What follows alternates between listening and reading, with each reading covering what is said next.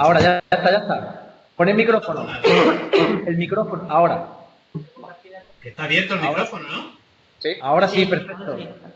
Ya ha podido ser. Ya estamos aquí. ¿Comenzamos? Cuando queráis.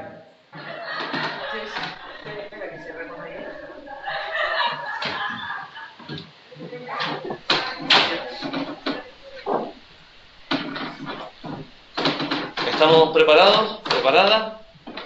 Sí. Buenos días. Voy a aprovechar para comentar que el tema de la wifi y el cable nos pasó ayer un problema y por eso el compañero técnico le habló a Salva sobre esa incidencia.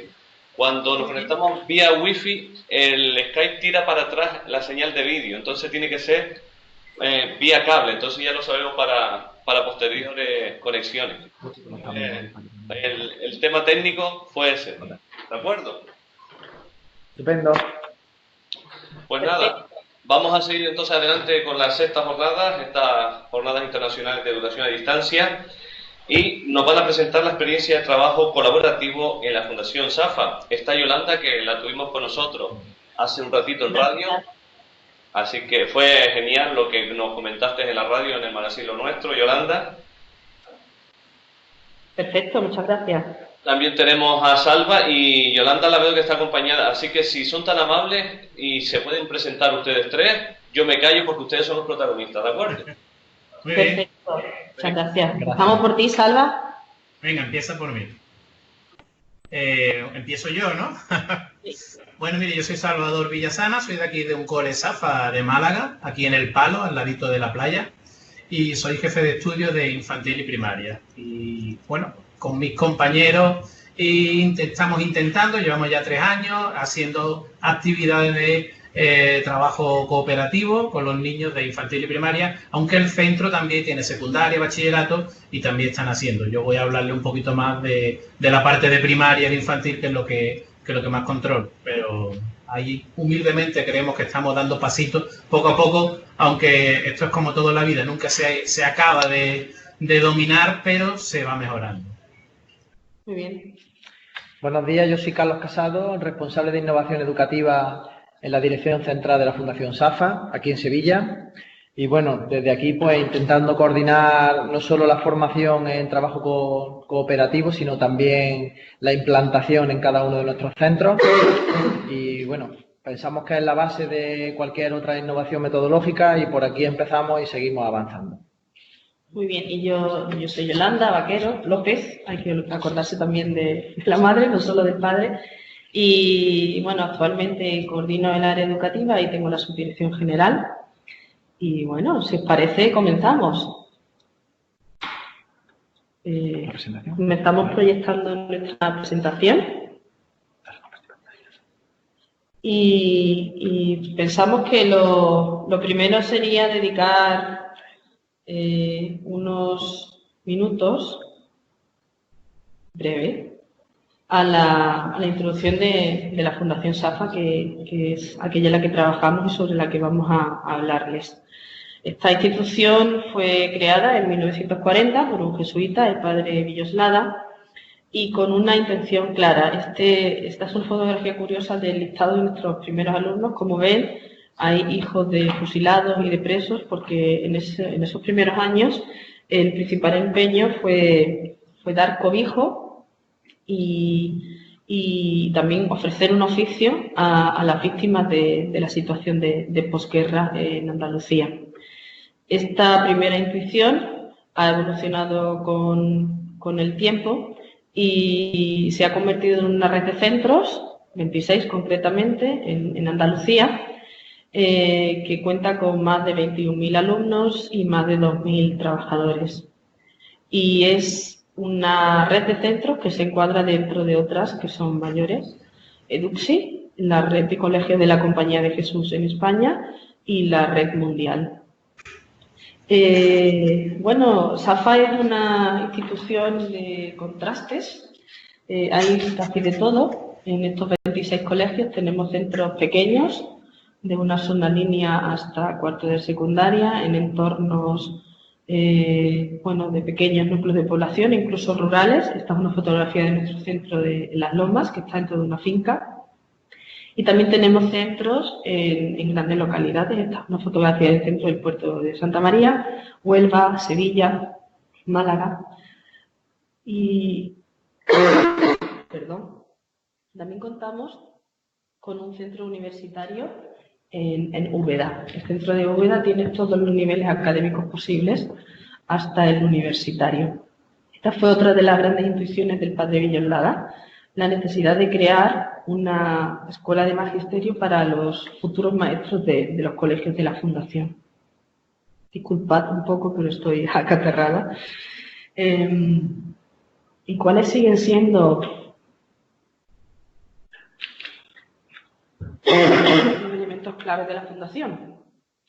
Pues la dimensión social de nuestros colegios. Como les digo, tenemos centros grandes, pero también tenemos centros en barriadas populares y en entornos difíciles en los que atendemos alumnado en situación de riesgo de exclusión social. Tenemos casi 1.800 familias de otras nacionalidades y más de 1.500 alumnos con necesidades educativas especiales, 7 centros de compensatoria y 19 ciclos de formación profesional básica que nos permiten atender a ese alumnado que está finalizando su escolaridad y que también está en riesgo de abandonarla sin una proyección social o laboral. También contamos con numerosas becas de comedor, escuela-hogar y de asistencia a nuestro mismo centro universitario. Otro de nuestros empeños sigue siendo la formación profesional. Esos oficios iniciales de los primeros años se han convertido en una red con 85 ciclos de formación presencial en 17 de nuestros 26 centros y algo que nos causa especial satisfacción, casi la mitad de los mismos en modalidad de formación profesional dual. También contamos con 3 ciclos de formación profesional a distancia, que es una iniciativa que hemos potenciado en los últimos 10 años. Y por último, y con el objeto de adaptarnos a las necesidades de nuestro alumnado en el contexto que viven ahora y sobre todo que vivirán cuando sean adultos, estamos envueltos en un proceso de innovación. Nosotros vamos a hablaros de la experiencia de trabajo colaborativo en SAFA desde el punto de vista pedagógico, pero me gustaría resaltar que SAFA en sí misma es un ejemplo de experiencia colaborativa porque desde sus inicios el trabajo en red entre todos los centros de la institución ha sido muy potenciado y muy potente. No tenemos un único plan estratégico para los 26 colegios, no es el primero, es el segundo que realizamos. Y aquí tenéis un ejemplo de hasta dónde llega nuestro trabajo en red. Nosotros marcamos nuestros objetivos anuales, que son la temporalización anual de ese plan estratégico, que son comunes a los 26 colegios. Después, obviamente, cada uno los adecua y los adapta al contexto específico de su centro. Pero, en principio, todos trabajamos lo mismo de una manera muy parecida, lo cual es un gran potencial porque permite que optimicemos recursos económicos, pero también sobre todo personales. Y me gustaría hablaros muy brevemente de nuestro programa Ítaca, que es como denominamos al proyecto de innovación pedagógica de la Fundación. Tiene varios objetivos. El primero, siendo un centro de la Compañía de Jesús, no podía ser otro que el de formar alumnos y alumnas que sean más conscientes del entorno en el que viven, analizando plenamente la realidad para diagnosticar y descubrir situaciones de injusticia y desigualdad, que también cultive su interioridad y que les permiten un conocimiento más profundo de lo que les rodea y de sí mismos. También competentes en el desarrollo pleno de sus habilidades y capacidades y también en cuestiones más actuales como el aprender con y de otros, en el desarrollo de la creatividad y el desarrollo de proyectos, etcétera, etcétera, pero también compasivos y empáticos con los más necesitados, de manera que pasemos de la soledad a una actitud de compromiso que fomente la dignidad de las personas y la transformación social. Este sería el primero y más importante de los objetivos de la institución. Y centrándonos más en lo pedagógico, Pues el primer objetivo de Ítaca es conectar lo que se aprende en la escuela con la vida, porque después de muchos años vemos que realmente parte de lo que enseñamos no es significativo y útil para el alumnado. Y nosotros cuando empezamos a programar, lo primero que nos preguntamos es ¿esto para qué le va a servir al alumno? Y de esa respuesta creo que están surgiendo iniciativas muy interesantes que aumentan la significatividad y la utilidad de los aprendizajes. Queremos desarrollar también todos los procesos cognitivos, porque en la escuela nos hemos quedado normalmente en los de orden inferior y es necesario fomentar la evaluación y la creatividad, que han quedado un poco denostadas. Y en último término, pues queremos motivar al alumnado con nuevas formas de enseñar o más bien nuevas formas de aprender. Y en este sentido estamos potenciando el aprendizaje basado en proyectos y problemas y el aprendizaje cooperativo. Todo esto dentro de una escuela inclusiva, que es como nosotros concebimos la atención a la diversidad. Y realizando una evaluación cualitativa, porque pensamos que difícilmente los cambios en la enseñanza son profundos y duraderos si no tienen una evaluación y una calificación vinculada a las innovaciones. En último término, y conectando con el primero de los objetivos, lo que queremos es contribuir al desarrollo del alumnado de manera que éste pueda formular y vivir un proyecto de vida. Y era bueno que conocierais los objetivos de Ítaca en su conjunto para contextualizar bien el porqué del aprendizaje cooperativo. Ahora nos adentramos en cómo lo estamos haciendo. Y bueno, aparecen dos personas, ellos no saben que hemos cogido esta fotografía, esperamos que no les importe, pero son los formadores que están yendo a nuestros colegios. Juanjo de la Torre y Lourdes Carmona son profesores de Trinitarios. Bueno, actualmente Juanjo de la Torre es el director pedagógico de la Fundación Trinitarios. Son los que están yendo a los 26 colegios. La formación que implementamos, luego nos centraremos en el formato, pero básicamente tiene 2 sesiones presenciales iniciales, en la que la primera es más de concienciación sobre la necesidad del cambio pedagógico y de la introducción del cooperativo, y también se informa al claustro o se les ofrece técnicas y herramientas de aplicación en el aula. En una segunda sesión se aborda el tema de los grupos cooperativos formales, organización del aula, roles, etcétera, etcétera. Y todo esto lo desarrollamos en modo itinerario. Aquí tienen el plan de formación de los últimos 3 años, incluido el actual. Empezamos en el curso 17-18 con 6 centros. Uno de ellos es Málaga, que es el que nos acompaña hoy. Y empezaron con esta formación en cooperativo. Al año siguiente introdujimos el aprendizaje basado en problemas. Y por último, este año lo hemos denominado implantación, pero de lo que se trata es de reforzar estas metodologías y consolidarlas en el colegio. Al año siguiente fueron 11 centros los que iniciaron este itinerario y actualmente los 8 restantes, de manera que en este momento los 26 colegios de la Fundación están dentro del plan formativo y de este itinerario. ¿Qué formato tiene la formación? Pues el formato es este porque responde a un objetivo claro.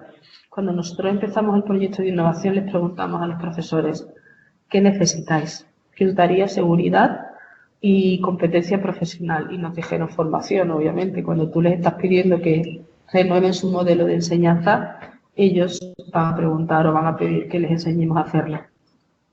Entonces teníamos muy claro que 2 cuestiones, que esta formación tenía que ser para todo el claustro, porque si no es así, el impacto en el alumnado y en la transformación de las políticas del centro no es relevante desde nuestro punto de vista. Se puede trabajar por parte de profesores aislados, pero el impacto, como decía, es mayor si todo el claustro lo trabaja al unísono. Y también teníamos claro que queríamos que fuera una formación totalmente práctica, de manera que aquello que se viera en las sesiones presenciales pudiera ponerse en práctica en el aula al día siguiente. Y por último, veíamos necesario un acompañamiento de los profesores. Y en este sentido creo que es importante resaltar la labor que están haciendo los jefes de estudios, sus directores académicos, los responsables pedagógicos de los colegios, porque son los que están acompañando tanto en las situaciones de inseguridad y de riesgo que implica el cambio, como en la tutela pedagógica de los mismos al profesorado. Esta labor está siendo encomiable y nos está posibilitando realmente el llevarlo a cabo.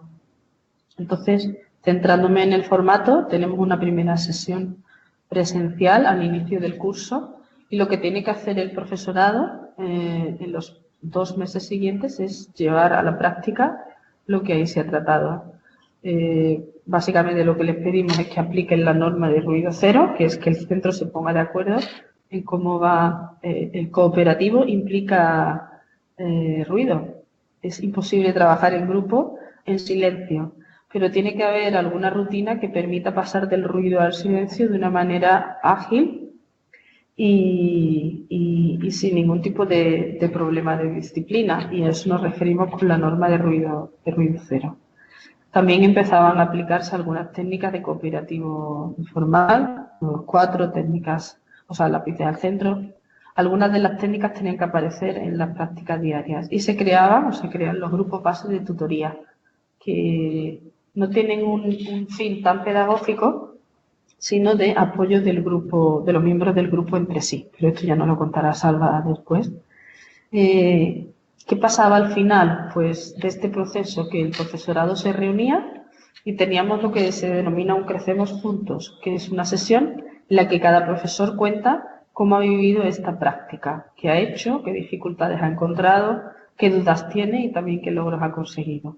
Y al final de este primer paso tenemos una videollamada de seguimiento con el ponente o los ponentes para trasladarle las conclusiones de cada colegio. En una segunda sesión, como os decíamos, ya se aborda el tema del cooperativo formal y lo que tiene que hacer el profesorado en los 2 meses siguientes es planificar, llevar al aula y evaluar una UDI planificada o diseñada desde el cooperativo formal. Volvemos a reproducir el Crecemos Juntos y la videollamada. Y la última sesión es un poco una sesión de buenas prácticas con el ponente. Ese sería el diseño del primer año en el que me he detenido más. En el segundo año lo que hacemos es introducir la metodología de aprendizaje basado en problemas y el esquema es el mismo. La diferencia es las tareas que desarrollan y los contenidos de las sesiones presenciales, obviamente.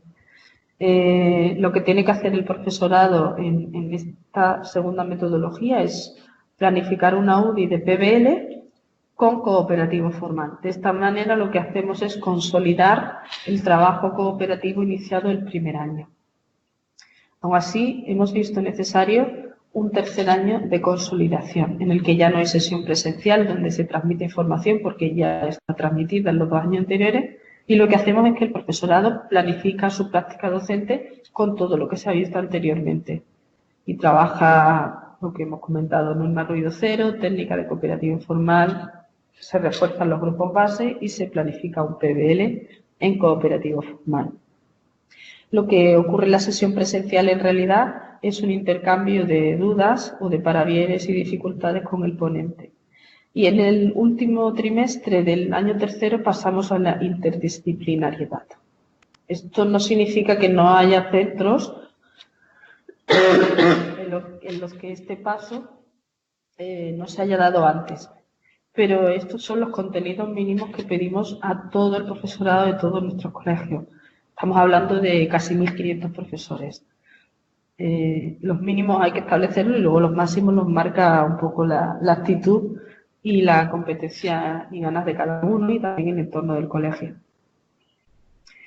Finalmente, nos gustaría mencionar un poco cómo evaluamos y calificamos el cooperativo, porque las primeras formaciones o lo que habíamos oído de este tema es que había evaluación del cooperativo y a veces hasta se calificaba. Pero nosotros partimos de un sistema de evaluación y calificación criterial en el que emitimos una calificación por cada criterio de evaluación. Diréis, ¿qué complejo es esto? Bueno, es complejo pero en realidad creemos que tiene bastante coherencia, porque la calificación la volcamos sobre los medios o evidencias del aprendizaje, es decir, marcamos aquello a lo que tenemos que poner una calificación y que ha sido elaborado por el alumnado. En definitiva, lo que estamos haciendo es pasar de medir el saber a medir el saber hacer.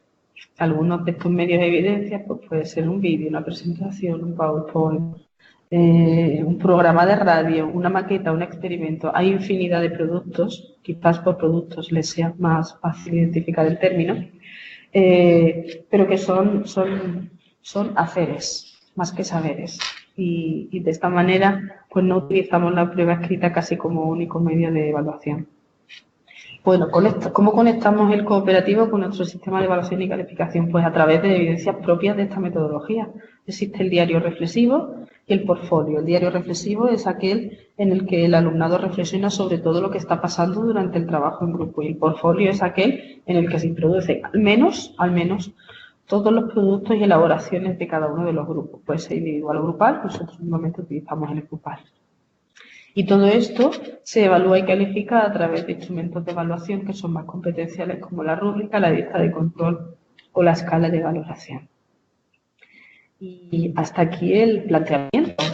Pero queríamos pasar de la teoría a la práctica, y por eso le hemos pedido a Salvador, pues que nos acompañe y que nos cuente cómo, para que vean que es cierto, y para que él dé un punto de vista más local, bueno, pues cómo ha vivido su centro este proceso. Salva, si quieres, pasa tú las diapositivas cuando te sientas cómodo, ¿vale? ¿Yo puedo pasarla tal cual? No puede. Bueno, deberías estar en la presentación, yo te las paso si quieres. Vale, pues las pasas tú si quieres. Perdón, la tienes compartida, con... Salva, lo que no sé si la tienes abierta. Bueno, te paso yo. Pon la primera si quieres. Vale. Bueno, voy a hacer un poquito primero, ¿se me oye bien? Sí.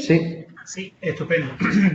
Mira, esto es, les voy a contar un poquito la experiencia de Málaga en los 3 años, poniendo algunos ejemplos del trabajo en grupo, pero yo esto lo vivimos un poco como si fuera un enamoramiento.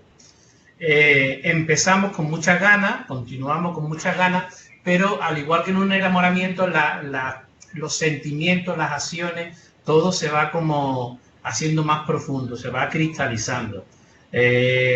Yo pensaba cómo poder dar esta charla, cómo poder contaros lo que se ha vivido en un centro entero, y me venía a la cabeza eso. Primero empezamos el primer año a caminar. Empezamos a caminar estableciendo en las clases una serie de normas básicas para poder luego, más adelante, trabajar en grupo.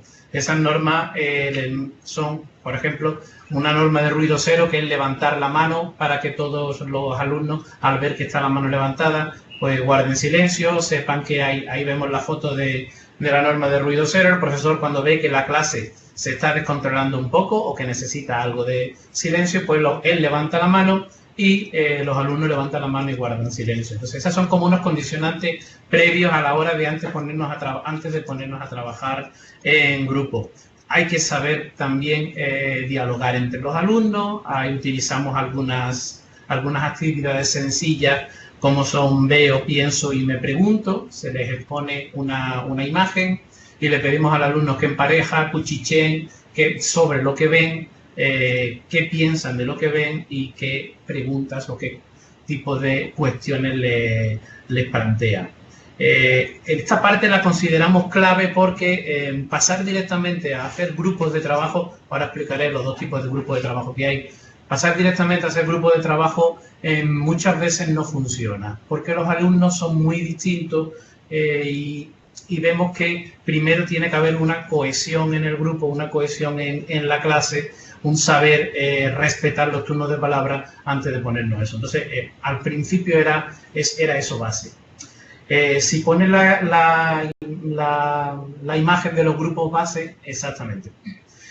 Trabajamos con 2 tipos de grupos, principalmente. El grupo base es un grupo de apoyo, es un grupo de cuidado, es un grupo que viene muy bien para que se establezcan esas relaciones de cuidado, de cariño, de estar los compañeros pendientes unos de otros, que creemos, como decía antes, que son básicas a la hora de, antes de empezar un tipo de trabajo en grupo.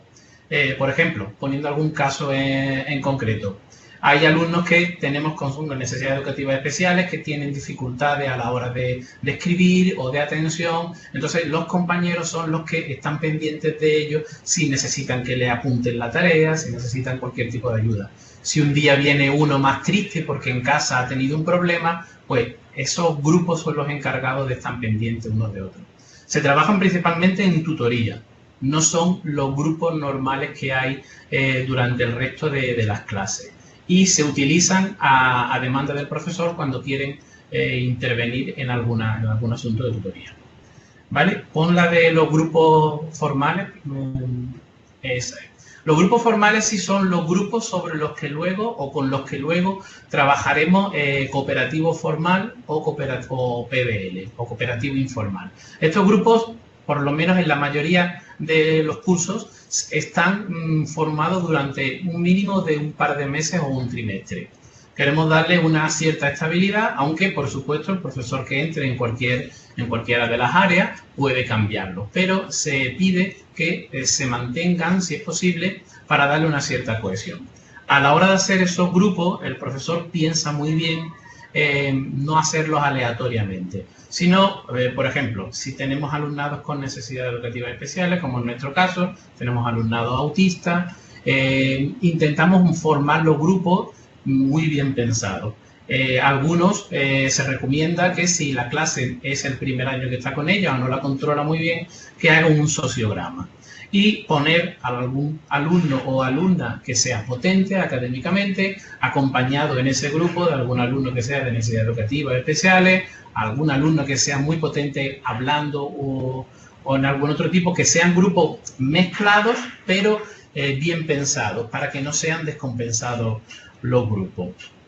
Y trabajar con ellos, tanto el cooperativo formal como el informal. Si hablo de los dos tipos de cooperativos que estamos nosotros trabajando, por cooperativo informal entendemos a actividades más que requieren menos organización, que son más sencillas de hacer en clase, como pueden ser los lápices al centro, o el folio giratorio, o el cuchicheo, o el volumen 2/4. Por ejemplo, una que utilizo yo mucho en el área de lengua para trabajar la expresión escrita es el folio giratorio, como actividad de grupo informal. Es una actividad que, no sé si conocéis, consiste en ir pasando un folio a cada uno de los compañeros que forman el grupo, y yo lo utilizo para iniciar una historia.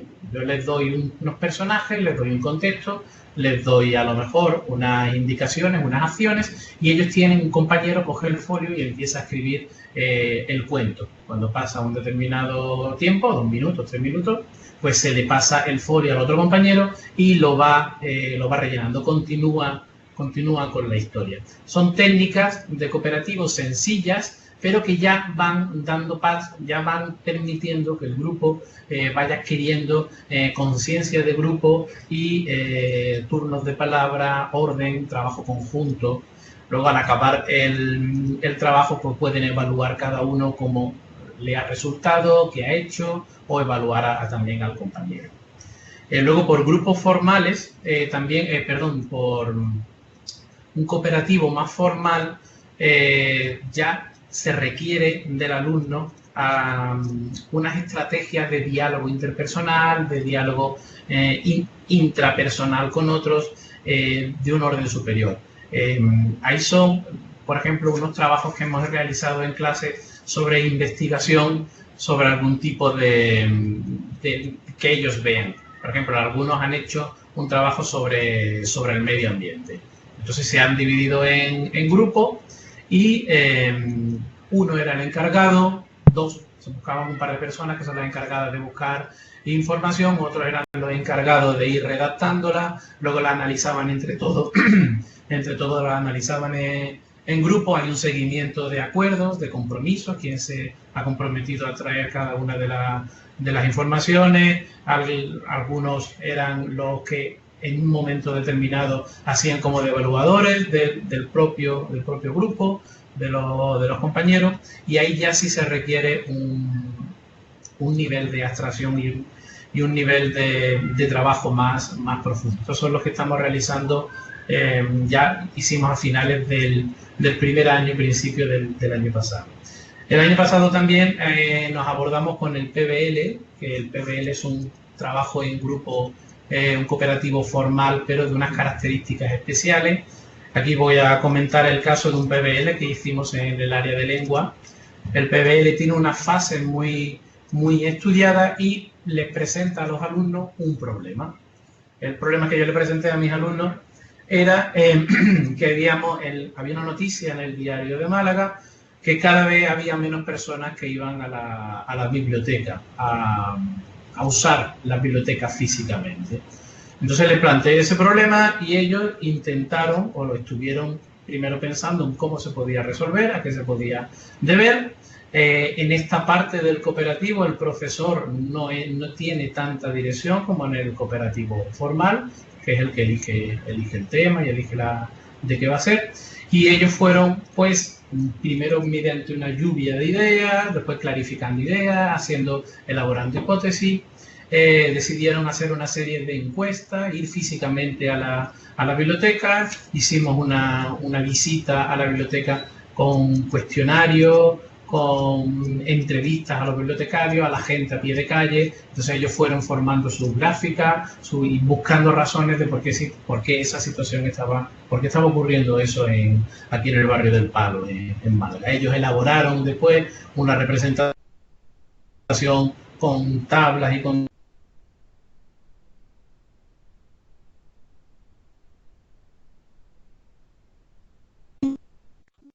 PBL como en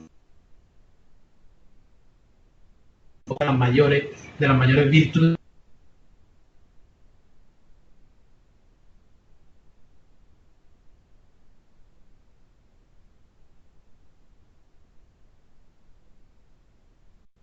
Salva.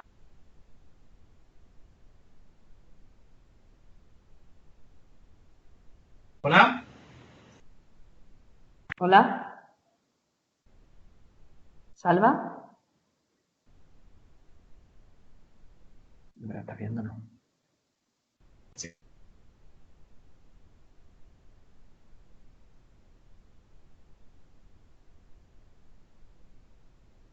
Salva.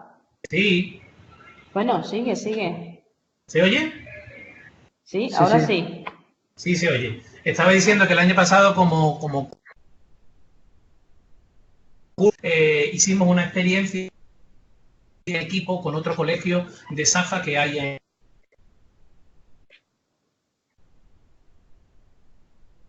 alrededor del cuidado del medio ambiente y del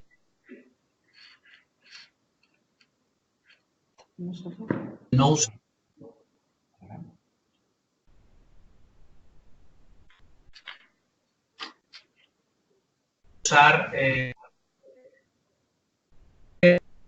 aquí en las playas de que surgió de colaborativo entre profesores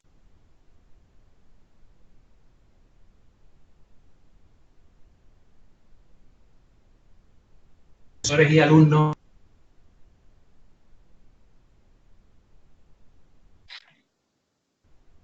Salva.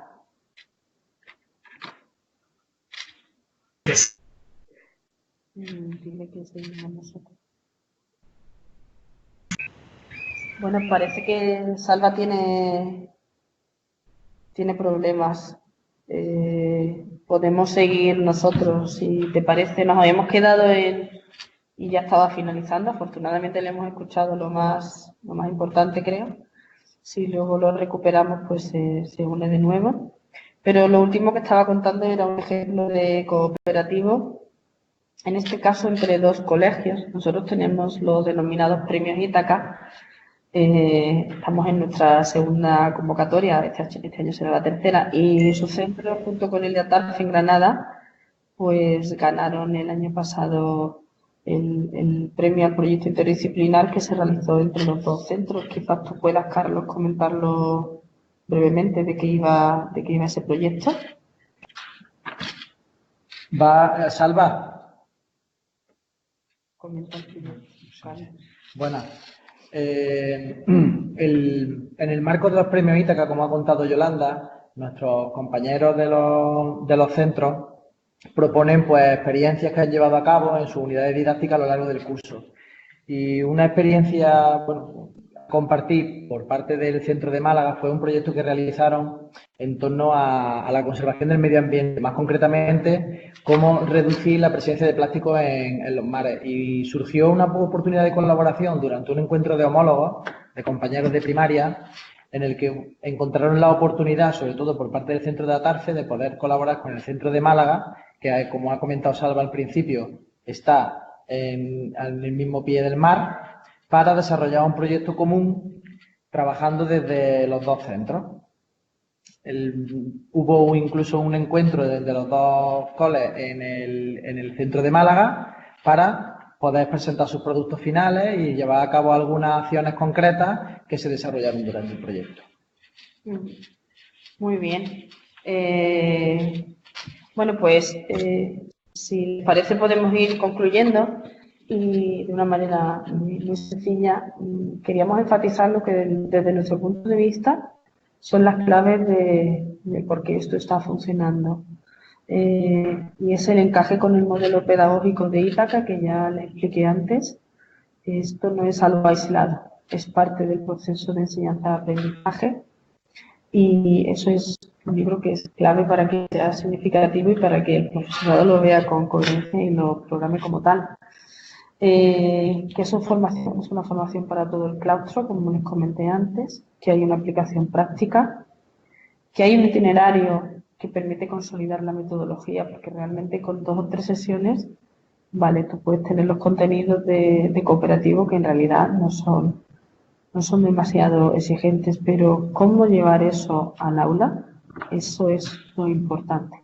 Cómo hacer que se pueda implementar en edades muy distintas, desde la infantil hasta el bachillerato o la formación profesional, con la casuística tan diferente que hay entre el alumnado de estas etapas, es realmente lo importante.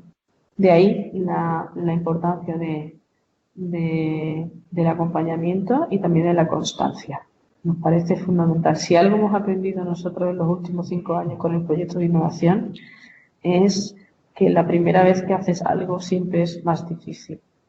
Pero, entre otras cosas, porque hay que derribar ciertas barreras.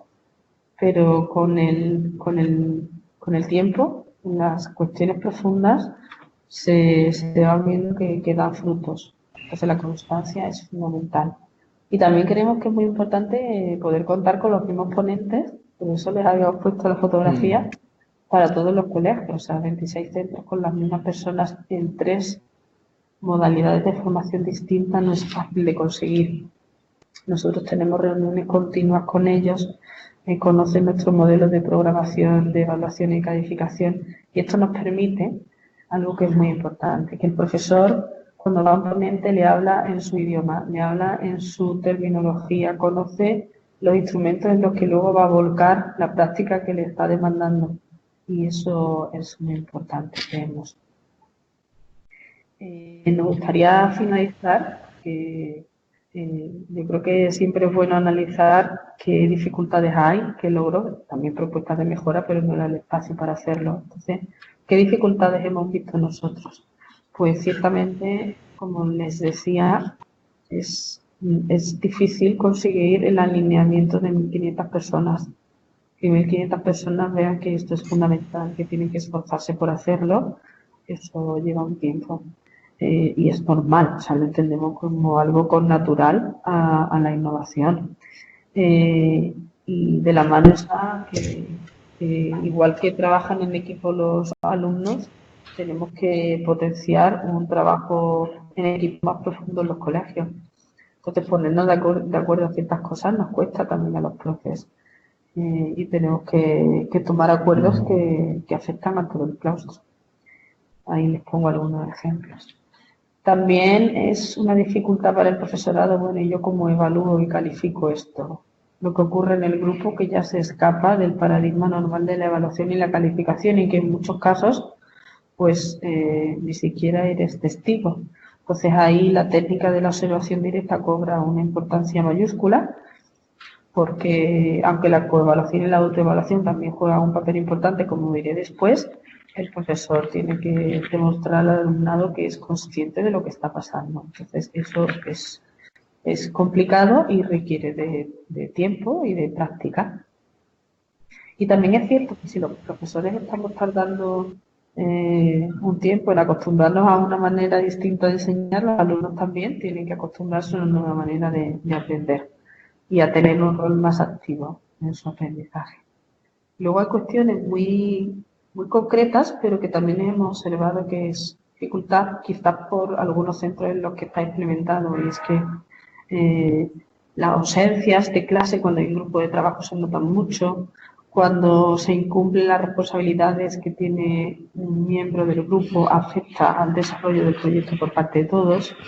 Y entonces esas son cuestiones que tenemos que pulir en el día a día, a lo mejor asignando una misma responsabilidad a las personas, intentando hacer que los grupos sean compensados de manera que las ausencias no sean definitivas. Son cuestiones del día a día que realmente también hay que aprender a dominar. Y me gustaría que nos quedáramos con los logros. Lo que hemos visto es que el alumno está más motivado y eso es fundamental. Se aprende aquello que te interesa y que es más autónomo, porque es más consciente también de aquello que tiene que aprender, de hasta dónde llega y también aprende a conocerse a sí mismo y a conocer a los demás y a valorarlos, ¿eh? Es muy importante en la vida ser consciente de que de los demás se puede aprender mucho. También mejora las habilidades sociales porque pasan más tiempo trabajando juntos, desarrolla competencias como la responsabilidad, la escucha y el respeto. Se desarrolla la capacidad de autoevaluación y coevaluación porque esto es fundamental en cooperativo. Mucho de lo que pasa lo conocen los miembros del grupo, entonces ellos tienen sus propios instrumentos de evaluación para autoevaluarse a sí mismos. Parte de esa autoevaluación es lo que aparece en el diario reflexivo y también para evaluar a los miembros del grupo. Nos contaban los ponentes que al principio suelen evaluarse entre ellos con demasiada generosidad, o sea, se ponen unas notas altísimas. Pero con el tiempo, y viendo que el profesor se está dando cuenta de que eso no es así, aprenden a ser más justos con su tarea coevaluadora y eso también es muy importante. Como les decía, se permite la atención desde un modelo inclusivo que para nosotros es fundamental porque este alumnado es quien más lo necesita y por lo tanto muchos de nuestros esfuerzos tienen que ser para atenderlos a ellos. Mejora la convivencia. Supongo que Salva contaría que ellos también tienen un proyecto de disciplina positiva y que encaja perfectamente con el aprendizaje cooperativo y estamos viendo que la convivencia y las relaciones mejoran. En último término, estas son cuestiones fundamentales para nosotros. Y con esto, no sé si quieres añadir algo, Carlos. Yo no sé si Salva quiere comentar algo que sea cualquier cosa. Ya he vuelto, ¿no? Estoy ahí. Sí, estás. No, un poco más que añadir, solo eso que lo bueno del proyecto que estamos trabajando en SAFA, con el proyecto Ítaca, como decía Yolanda, es lo interconectado que está el aprendizaje cooperativo con el tema inclusivo y con el tema de la disciplina positiva. Como ella dice, la motivación del alumnado parte de que haya un buen clima en el aula, que se sientan compañeros, que se sientan amigos y que se sientan iguales. Entonces, este tipo de actividades cooperativas, junto con actividades de disciplina positiva y la filosofía de inclusión, es lo que hace que creo que el proyecto nuestro, el programa Ítaca, pues esté dando estos resultados tan buenos como decíamos antes con el tema de la colaboración incluso entre centros. Un poco más. Pues nada, nosotros habríamos terminado la presentación y ya os damos el mando.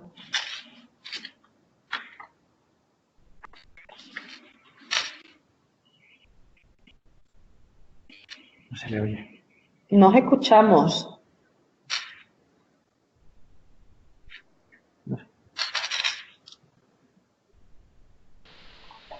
Ahora sí, ¿verdad? Perfecto. Comentaba, le estaba dando las gracias y comentaba que antes de la pregunta, hay una pregunta. Muchos han comentado en el chat que les resulta muy interesante esa apuesta de la formación del profesorado de 3 años con el seguimiento. Y la pregunta va relacionada con lo que tenía lugar ayer, que era la ponencia inaugural, donde se comentó que el trabajo colaborativo requería de voluntad de los miembros del mismo. ¿Cómo se motiva para que quieran y se impliquen en ese trabajo? Salva, si quieres, empieza de tu centro y si eso luego yo voy un poco más a nivel institucional, ¿vale? Bueno, nosotros la motivación de prácticamente la totalidad del nuestro viene de muchos sitios. Lo primero porque yo creo que tenemos que dar respuestas actuales a situaciones actuales y alumnados actuales.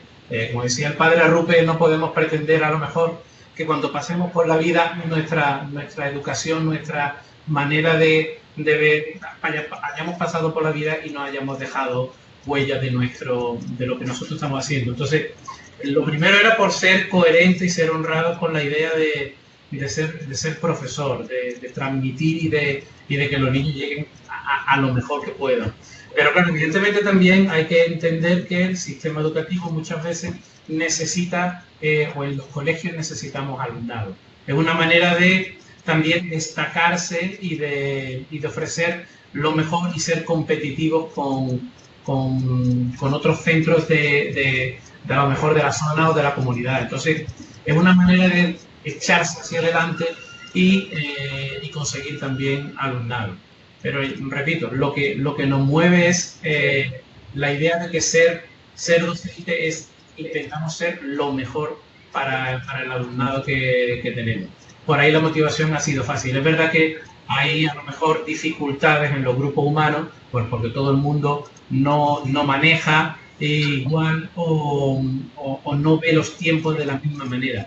Pero en la mayoría de los casos la motivación ha sido fácil, porque es una realidad que tenemos que estar con los tiempos y esto es algo que ha venido para quedarse. Yo resaltaría que lo que nosotros hemos intentado hacer es que el profesorado percibiera, y los equipos directivos, pero con ellos no nos ha costado trabajo, que el profesorado percibiera la necesidad de cambio. Esto lo hacemos con una reflexión sobre la situación social hoy en día, las características del alumnado y lo que pretendemos es que el profesor esté de acuerdo con nosotros en que el modelo de escuela tiene que cambiar, no puede mantenerse. Entonces hemos intentado incidir en esto. En los claustros normalmente está estudiado que está el grupo de personas que va a decir sí, o sea que es innovadora, que tiene capacidad de servicio, que no tiene miedo, está ese grupo. Pero también tenemos un grupo de personas que está justo en el otro extremo, que va a decir que no, por sistema, por diferentes motivos. Y nosotros hemos visto importante concentrarnos también en el centro. La mayoría del profesorado quiere hacerlo. Lo que pasa es que tiene que saber cómo hacerlo y necesita acompañamiento. Y vuelvo a esta palabra que me parece fundamental. Necesita acompañamiento en este proceso. Entonces yo destacaría intentar trasladar la necesidad del cambio, concentrarnos y aliarnos con los que están dispuestos e intentar contagiar a quien está dispuesto pero necesita herramientas y acompañarlo todo por parte de las personas que ostentan el liderazgo pedagógico. Para mí esas son las 3 claves junto con la constancia. Pues muchísimas gracias, Yolanda, Carlos, Salvador, por compartir con nosotros. Recordamos que son miembros de la Fundación SAFA, Fundación Sagrada Familia. Gracias por este ratito, por compartir esa experiencia del trabajo colaborativo. Un placer, como siempre. Nada, gracias a vosotros, y enhorabuena por la iniciativa y por vuestra labor. Buen día. Buen día. Un abrazo. Buen día. Nos vamos a tomar 5 minutitos a lo que preparamos la mesa redonda, si les parece. 5 minutos, por favor. ¿Vale? Gracias.